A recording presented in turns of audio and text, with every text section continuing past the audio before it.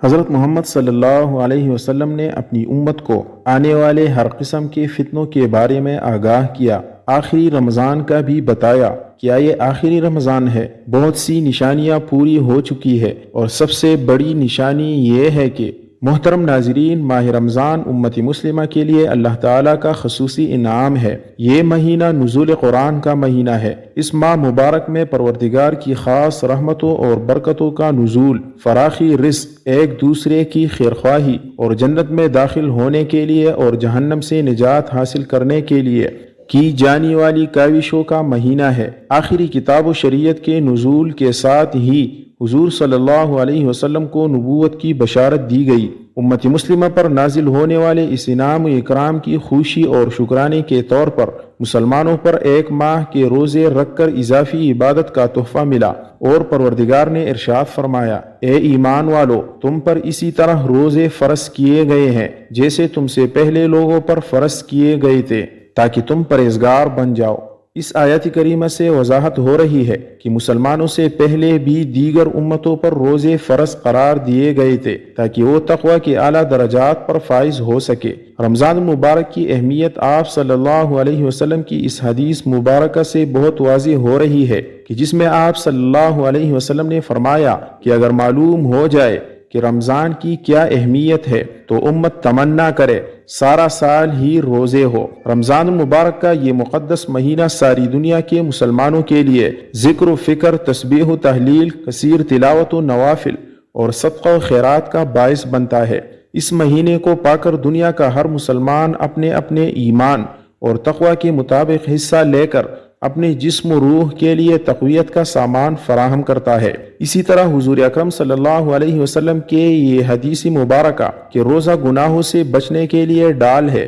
اس حدیث سے صاف واضح ہو رہا ہے کہ روزہ دار صرف اپنے آپ کو کھانے پینے سے ہی نہیں روکتا، بلکہ روزہ دار کو فحش گوئی، بیہودہ اعمال، لڑائی جھگڑا اور گالی گلوچ سے پرہیز کرنے سے اجتناب کرنے کا بھی حکم دیتا ہے کہ اگر اس طرح کا کوئی معاملہ روزدار کو پیش آ جائے تو وہ مد مقابل کو صرف اتنا ہی کہہ دے کہ میں روزے سے ہوں، اور وہ ایک بہت بڑی معاشرتی برائی سے بچ سکے گا، کیونکہ ایک طرف اگر نیک اعمال کرنا باعث اجر و ثواب ہے تو دوسری طرف برائیوں سے اپنے آپ کو بچانا بھی انتہائی اہم ہے، جیسا کہ رسول اللہ صلی اللہ علیہ وسلم کا فرمان مبارک ہے کہ آپ نے صحابہ کرام سے دریافت فرمایا کہ کیا تم جانتے ہو کہ مفلس کون ہے؟ تو صحابہ نے عرض کی، جو شخص صاحب مال نہ ہو وہ مفلس ہے۔ آپ صلی اللہ علیہ وسلم نے فرمایا کہ میری امت کا مفلس وہ ہے کہ جو قیامت کے دن نماز، روزہ اور زکوٰۃ جیسے اعمال اپنے ساتھ لے کر آئے گا، لیکن اگر اس کے ساتھ اس نے کسی کو گالی دی ہوگی،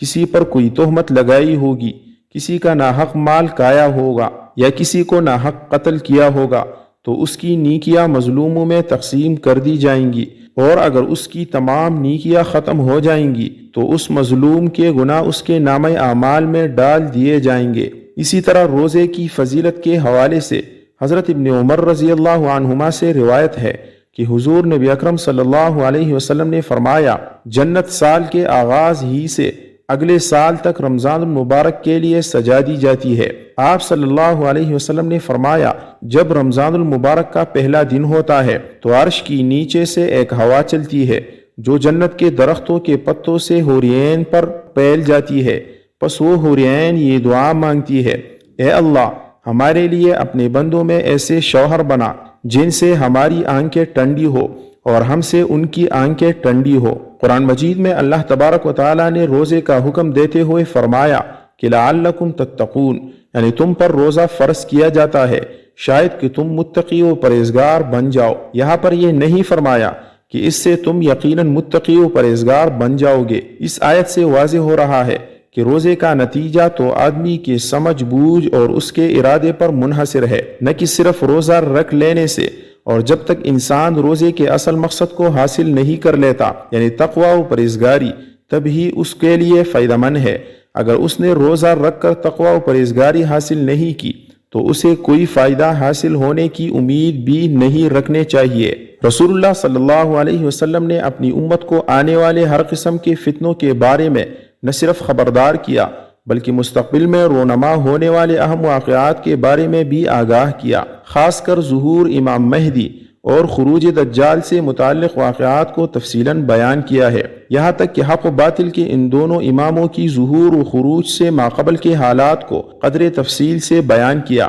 اور کچھ نشانیاں خصوصی طور سے بیان کی تاکہ کسی ان پڑھ جاہل مسلمان کو بھی حق و باطل کی پہچان میں کسی قسم کا شک و شبہ نہ رہے۔ اسی طرح حضرت امام مہدی کی ظہور سے متعلق بیان کی گئی احادیث کے بارے میں اسلاف کا یہ طریقہ چل رہا ہے کہ وہ اس کے متعلق نشانیوں کو ہمیشہ اپنے سامنے رکھتے ہیں تاکہ حضرت امام مہدی کی ظہور کے وقت حق و باطل کے درمیان ہونے والے معرکے میں وہ حق کے ساتھ کھڑے ہو اور باطل ان کو دھوکہ نہ دے سکے۔ حضرت امام مہدی کے ظہور سے قبل قریب ترین نشانیوں میں سے ایک نشانی رمضان المبارک میں ایک زوردار آواز سنائی دینا ہے، چاہے وہ چیخ کی صورت میں ہو یا دھماکے کی صورت میں۔ نصف رمضان کی رات یعنی 15 شب کو ہوگا اور وہ جمعہ کی شب ہوگی۔ اسی طرح اس رمضان میں سورج گرہن کا ہونا، آسمان پر ستون کی مانند کسی چیز کا روشن ہونا، اور سب سے بڑھ کر اس رمضان میں ملک شام میں سفیانی کی جانب سے مسلمانوں کا قتل عام کرنا وغیرہ۔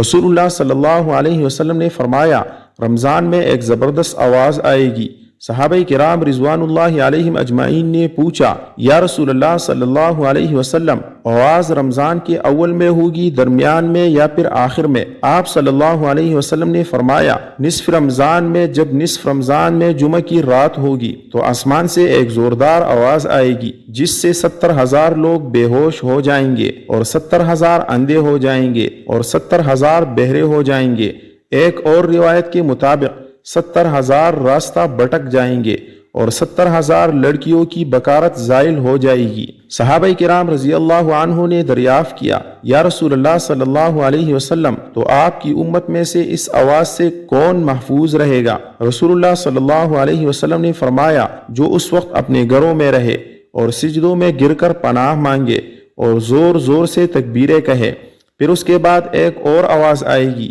پہلی آواز حضرت جبرائیل علیہ السلام کی ہوگی اور دوسری آواز شیطان کی ہوگی۔ پھر فرمایا کہ واقعات کی ترتیب یہ ہوگی کہ آواز رمضان میں ہوگی۔ دراصل جنگ کا شور شرابہ ہوگا جو کہ شوال کے مہینے میں ہوگی، اور ذی القعدہ میں قبائل عرب بغاوت کرے گی، اور ذو الحجہ میں حاجیوں کو لوٹا جائے گا۔ رہا محرم کا مہینہ، محرم کا ابتدائی حصہ میری امت کے لیے آزمائش ہے، اس کا آخری حصہ میری امت کے لیے نجات ہے۔ اس دن وہ سواری بما کی جاوے کہ جس پر سوار ہو کر مسلمان نجات پائے گا، اس کے لیے 1,00,000 سے زیادہ قیمت والے اس مکان سے بہتر ہوگی جہاں کھیل و تفریح کا سامان ہوگا۔ رسول اللہ صلی اللہ علیہ وسلم نے فرمایا، رمضان میں ایک آواز سنائی دے گی، شوال میں شور شرابہ ہوگا، اور ذی القعدہ میں قبائل کی باہمی کشمکش۔ اس سال حاجیوں کو لوٹا جائے گا اور مینا میں بڑا کشت خون ہوگا، بہت سے لوگ قتل کیے جائیں گے۔